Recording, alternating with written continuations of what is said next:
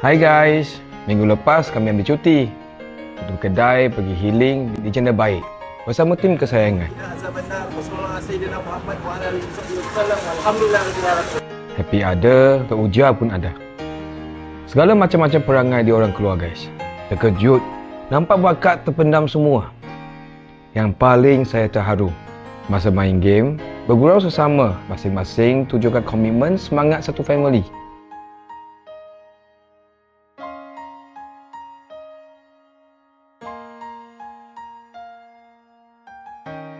Untuk tim kesayangan saya, Tuhan je tahu betapa syukurnya saya ada tim macam korang semua. Formasi tim terbaik yang saya pernah ada.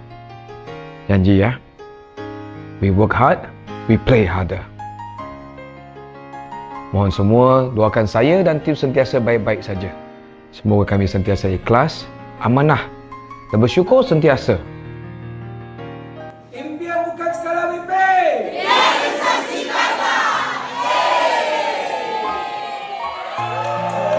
I love you semua.